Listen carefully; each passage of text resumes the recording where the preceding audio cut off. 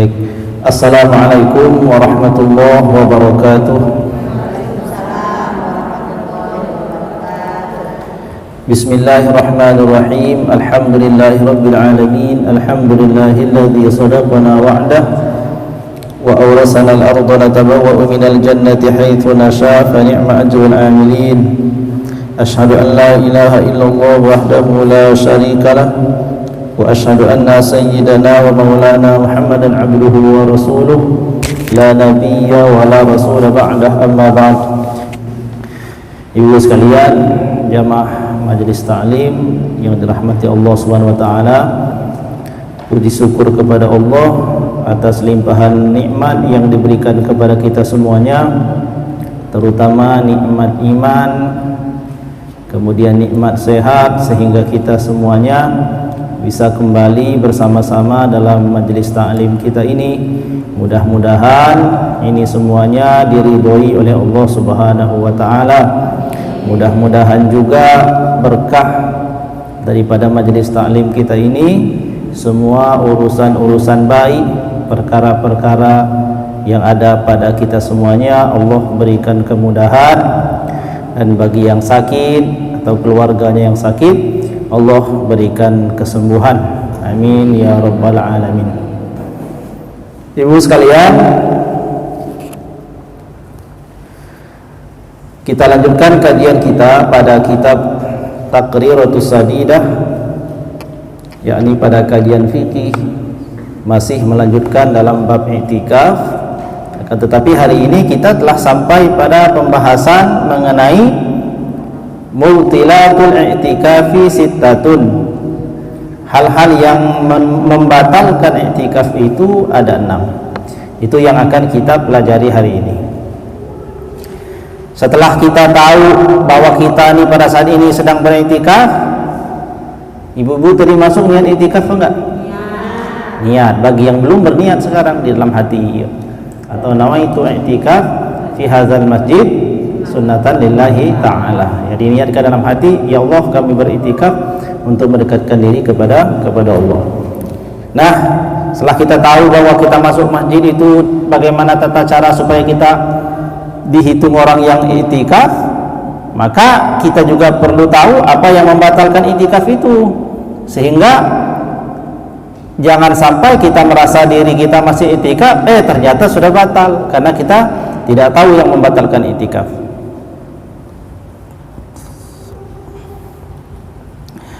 Bismillahirrahmanirrahim. Qala al-muallif rahimahullahu ta'ala, nafa'ana Allahu bihi wa bi'ulumihi fid dharain amin. Mubtilatul i'tikafi sittatun. Hal-hal yang membatalkan i'tikaf itu ada 6 perkara. Jadi hal yang membatalkan itu adalah apabila dilakukan salah satu daripada 6 ini, minimal 1 saja yang dilakukan atau lebih dari itu semuanya, maka i'tikaf kita menjadi batal. Apa saja yang membatalkan i'tikaf? Yang pertama adalah al-jununu wal ighma'u, ay at-tari'ani bisababin ta'adda bihi. Yang pertama adalah gila dan pingsan. Gila dan pingsan yang disebabkan oleh kecerobohannya sendiri. Artinya orang tersebut tiba-tiba melakukan sesuatu yang menyebabkan dirinya gila umpamanya, atau tiba-tiba orang tersebut berbuat sesuatu yang menyebabkan dirinya terjadi sesuatu pada dirinya, yakni pingsan. Maka orang yang pingsan secara tidak disengaja, duduk sedang berzikir, tiba-tiba pingsan, maka itu tidak membatalkan i'tikaf. Akan tetapi kalau orang tersebut duduk sedang berzikir istighfar, tapi ternyata dia sambil meloncat-loncat gitu ya, atau di masjid ini koprol-koprol umpamanya, sehingga kepalanya terbentur di tembok. Gara-gara terbentur di tembok itu dia pingsan. Nah, pingsan akibat kecerobohan dirinya sendiri itu membatalkan i'tikaf. Jadi yang pertama yang membatalkan i'tikaf adalah gila dan pingsan yang disebabkan kecerobohannya sendiri. Jadi kalau pingsan yang nggak disengaja batal nggak? Tidak batal. Yang kedua, sukrul muta'addi, mabuk yang disengaja atau mabuk yang disebabkan oleh kecerobohannya sendiri. Tiba-tiba orang tersebut minum obat overdosis. Kan orang i'tikaf itu boleh makan, boleh kan makan, atau orang sakit boleh membawa obatnya sehingga dia boleh makan obat di masjid. Tapi orang tersebut ceroboh, obat yang harusnya dimakan 3 kali dimakan sekali saja. Artinya obat 3 biji tadi itu mestinya dia makan 3 kali, ada jaraknya pagi, siang dan sore. Tiba-tiba dia makan sekaligus, dirapel makan obatnya, maka dia pingsan. Apa? Gara-gara itu mabuk, gara-gara itu maka mabuk yang demikian itu membatalkan i'tikaf. Tapi kalau dia mabuknya tidak disengaja, tiba-tiba dia duduk, tidak sengaja ada lampu dari atas jatuh nimpah kepalanya, karena ada benturan di kepalanya sehingga menyebabkan dirinya mabuk. Apa sih mabuk itu? Mabuk itu hilangnya kesadaran secara penuh. Ya, bahasa kita apa itu? Apa? Bukan hilang ingatan, mabuk. Mabuk itu gini, orang mabuk itu masih kenal ini bapaknya, ini ibunya, tapi enggak sempurna lagi pikirannya, itu mabuk. Seperti orang yang tertimpa buah kelapa umpamanya, dia lagi duduk-duduk di bawah, ketimpa sama buah kelapa, enggak pingsan, ya, keadaannya yang seperti itu, ya, enggak sepenuhnya sadar tapi tidak sepenuhnya pingsan, itu namanya mabuk. Nah, mabuk yang akibat daripada kelalaiannya sendiri ini membatalkan i'tikaf.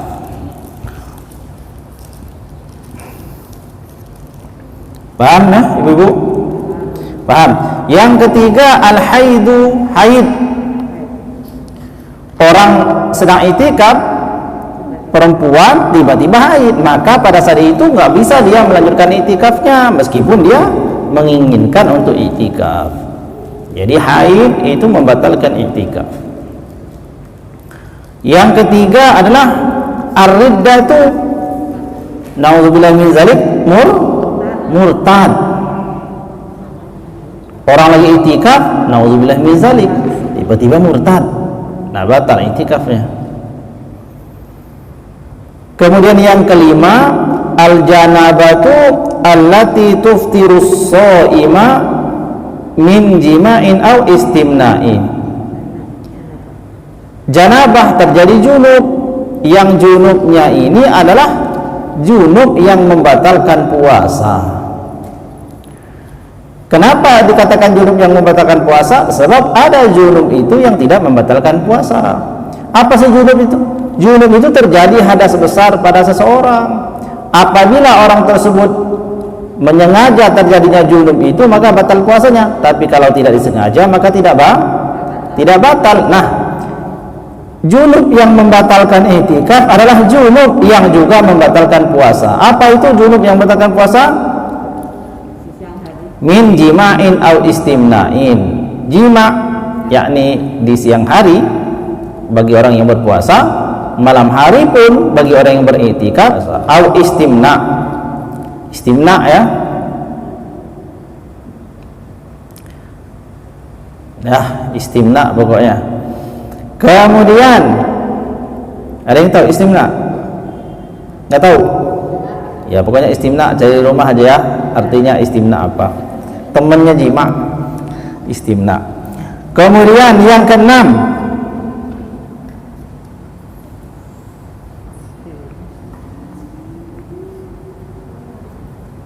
tapi saya berdosa kalau nggak menjelaskan. Ya saya baca, al-janabatul lati, janabah terjadi junub, allati tuftirus shaima, yakni junubnya yang membatalkan puasa, min jima'in seperti jima ya, au istimna. Istimna itu mengeluarkan air maninya dengan cara bukan berjima, itu namanya istimna, maka batal iktikafnya. Tapi kalau orang ternyata terjadi junub tapi sebab bermimpi, maka tidak batal. Kenapa? Karena tidak disengaja. Paham ya? Paham. Yang keenam, al-khuruju minal masjidi bila uzrin. Seseorang itu batal iktikafnya apabila ia keluar daripada masjid tanpa uzur. Ai al-khuruju bi kulli badani ma'a ilmi wal amdi wal ikhtiyari. Yakni apa? Keluar daripada masjid tanpa uzur, yakni keluarnya seluruh badannya keluar. Kalau setengah dari badannya yang keluar masjid tidak batal, harus seluruh badan. Artinya semua badannya terlepas dari masjid. Mana masjid itu? Ya pondasi yang paling luar itu adalah masjid. Tanpa uzur. Maka kalau ada uzur tidak batal. Apa saja uzur-uzur itu nanti akan kita baca juga. Fahimtum? Fahimna. Paham semuanya? Paham itu. Itu uzur. Ada lagi?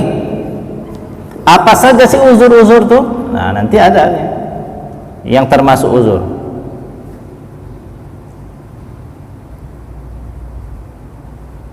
Enggak ada ya?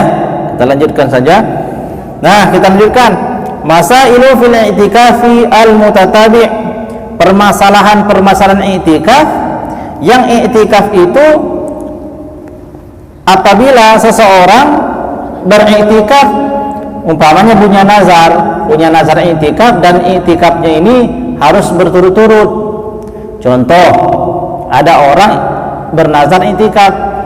Kan kalau iktikaf itu sudah dinazarkan, hukumnya menjadi wajib kan? Nah, di dalam nazarnya orang tersebut dia menyebutkan kata-kata berturut-turut. Contoh, saya apabila anak saya lulus ujian, maka saya bernazar untuk iktikaf 3 hari berturut-turut. Contoh ya. Nah, ada orang yang bernazar iktikaf dan nazarnya itu berturut-turut, disebut berturut-turut.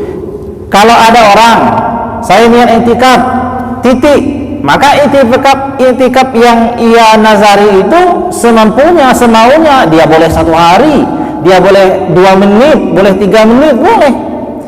Karena dia tidak pernah menyebutkan lamanya.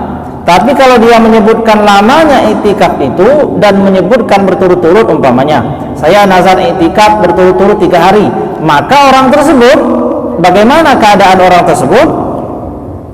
Maka dikatakan iza nazara i'tikafa maddatin mutatabi'atin lazimahu i'tikafuha ma'a tatabu'iha fa in qata'aha wajaba alaihi istinafuha min jadidin. Jadi kalau ada orang beriktikaf, kalau ada orang bernazar untuk melaksanakan iktikaf secara berturut-turut dalam waktu beberapa hari atau beberapa masa, maka orang tersebut wajib melaksanakan iktikaf itu secara berturut-turut. Andainya di tengah perjalanan dia putus, umpama dia iktikafnya 3 hari berturut-turut nazarnya, belum sampai 3 hari sudah batal ya, sudah batal iktikafnya, maka orang tersebut wajib mengulang dari awal. Ulang dari hari lagi. Jadi hari pertama dia iktikaf sukses, hari kedua iktikaf sukses, hari ketiganya batal ya, nggak tahan pulang ke rumah. Ya, maka harus diulang lagi. Dia harus dari pertama lagi. Artinya yang iktikaf yang 2 hari yang berhasil ini tidak dihitung, harus diulang lagi sampai berhasil 3 kali berturut-turut. Nah, tadi ibu-ibu apa itu uzur? Nah, sekarang kita lihat jenis-jenis uzur atau hajat ya. Kan kita ini dilarang keluar dari masjid tanpa hajat kan? Hajat tersebut adalah uzurnya. Kalau ada hajat berarti hajat tersebut itulah uzur kita boleh keluar. Apa saja yang termasuk daripada uzur itu di dalam kitab ini disebut wal hajatu mislu, dan yang termasuk pada uzur atau hajat itu seperti satu al-maridu, sakit. Ibu lagi i'tikaf tiba-tiba sakit, ibu keluar masjid untuk berobat, itu tidak membatalkan i'tikaf asalkan ibu balik lagi ke masjid setelah i'tikaf. Tapi kalau ibu keluar dari masjid berobat ke dokter, setelah dari dokter pulang ke rumah, maka batal. Nah, keluarnya ibu dalam rangka berobat karena sakit itu termasuk uzur yang tidak membatalkan i'tikaf asal setelah berobat balik lagi ke masjid. Tapi kalau tidur di rumah maka batal. Itu yang pertama ya, uzur itu adalah satu sakit. Yang kedua, wal ightisalu, mandi. Kita lagi i'tikaf, kalau pagi waktunya mandi ya mandi, masa nggak boleh keluar masjid? Gimana kalau i'tikafnya umpamanya orang nazar i'tikaf seminggu, terus nggak mandi seminggu umpamanya, ya tempat mandinya terpisah dari masjid, sehingga kalau orang mandi pasti keluar masjid. Nah, pergi keluar masjid untuk mandi itu termasuk uzur yang tidak membatalkan i'tikaf. Ya. Kemudian yang ketiga yang termasuk uzur itu adalah wa izalatun najasah, menghilangkan najis. Nah, kita ini sedang di masjid i'tikaf, tiba-tiba kita luka kita mengeluarkan darah, sedangkan darah itu najis. Pergi keluar daripada masjid untuk ganti baju atau untuk mencuci baju sebab terkena najis pada pakaian kita, maka itu termasuk uzur yang tidak membatalkan i'tikaf. Jadi yang ketiga apa Ibu? Menghilangkan najis. Kemudian yang keempat, wal aklu, makan. Ibu i'tikaf seharian penuh tapi tidak berpuasa, makanan tidak ada di masjid.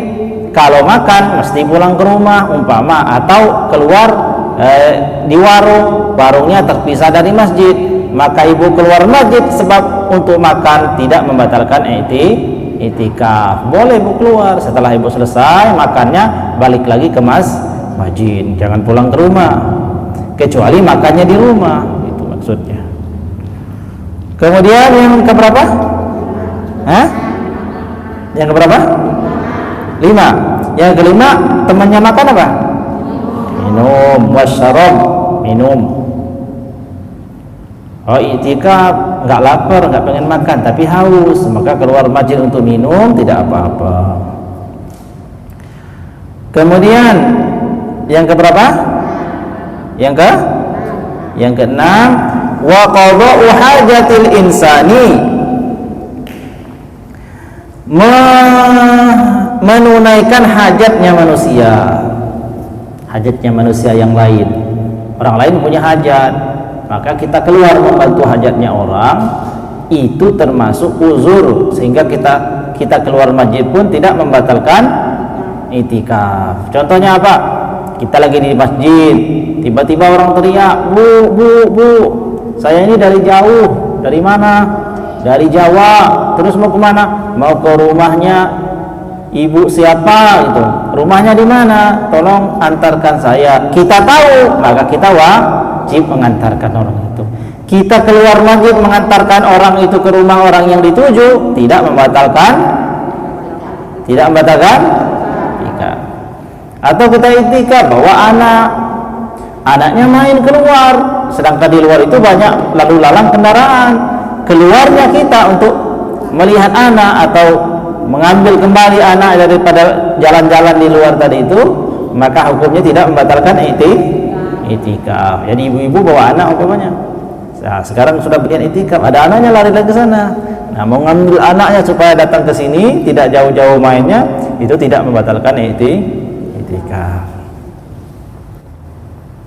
Kemudian selanjutnya, wa shalla ala janazatin, salat jenazah.